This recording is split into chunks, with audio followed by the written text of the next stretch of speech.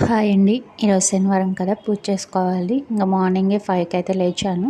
ఇంకా బట్టలు అంట్లు అన్నీ అయితే చేసేసుకొని ఇంక ఇల్లు ఊడ్చేసి తుడిచేసేసుకున్నాను. ఇంకా తర్వాత ఏంటంటే ఇంక నేను కూడా ఫ్రెష్ అప్ అయిపోయాను. నిన్నైతే శుక్రవారం పూజ చేసుకున్నాను కదా, ఇంకా పూలు అవన్నీ అయితే తీసేసుకుంటున్నాను. ఇంక నేనైతే మళ్ళీ క్లాత్ పెట్టి అయితే తుడుచుకుంటున్నాను.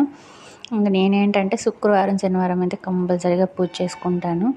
వీలైనంత వరకు పొద్దున్నే చేసుకోవడానికే చూస్తాను పూజ నేను. ఇంకా అప్పటికి పిల్లలు కూడా లేగలేదు. వాళ్ళైతే ఇంకా 7కి అలా లెగుస్తారు కాబట్టి ఇంకా నేనైతే వాళ్ళని లేపకుండా నేనైతే పూజ అయితే చేసేసుకుంటున్నాను. ఇంక నా పూజ అయిపోయినాక ఏంటంటే ఇంక వాళ్ళని లేపి వాళ్ళ స్కూల్కి రెడీ చేయాలి కాబట్టి ఇంక వాళ్ళు లేవకముందే నేనైతే పూజ అయితే చేసేసుకుంటున్నాను. ఇంకా తులసి మాల అయితే తెచ్చిచ్చారు మా వారు. ఇంకా తులసి మాల, చామంతులు, గులాబీ పూలతో అయితే నేను ఇంక ఇలా అలంకరించుకున్నాను.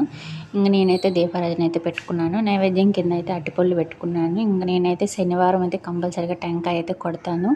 ఇంకా పూజ ఇలా కంప్లీట్ అయిపోయిన తర్వాత ఇంకేంటంటే శనివారం కదా, అందుట్లో నేనైతే ఉదయం సాయంత్రం సాంబ్రాణి కంపల్సరీగా వేస్తాను. ఇంకా అదే చూపిస్తున్నాను అనమాట మీకు. అలా అయిపోయిన తర్వాత సాంబ్రాణి ఖచ్చితంగా వేస్తాను నేను. ఇంక ఇక్కడ పిల్లలకి లంచ్ బాక్స్లోకి ఏంటంటే వాళ్ళు లెమన్ రైస్ అయితే అడిగారు. అదే నిమ్మకాయ పులిహోర అయితే అడిగారండి. ఇంకా వాళ్ళ కోసం అని చెప్పేసి నేను నిమ్మకాయ పులిహోర అయితే చేస్తున్నాను. చాలా సింపుల్ చేయడం. ఇంక నేనైతే ముందుగానే వాళ్ళు లేగకముందే రైస్ అయితే ఉడికించి పక్కన పెట్టుకున్నాను. ఫస్ట్ అయితే నూనె వేసి తాలింపు గింజలు అయితే వేయించుకున్న తర్వాత ఇంకా పల్లీలు అయితే వేసి వేయించుకున్నాను.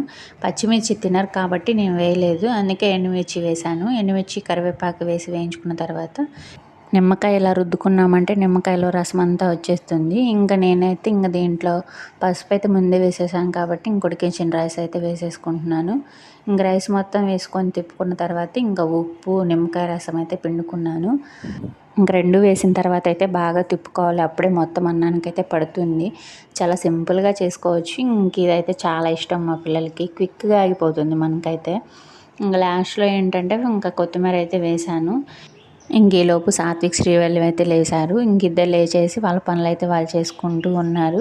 ఇంకా సాత్విక్ అయితే పెద్దోడు కాబట్టి ఇంకా తనే రెడీ అవుతాడనమాట స్కూల్కి. మ్యాక్సిమం వాళ్ళ పనులు వాళ్ళే చేసుకునేలాగా నేనైతే నేర్పిస్తాను.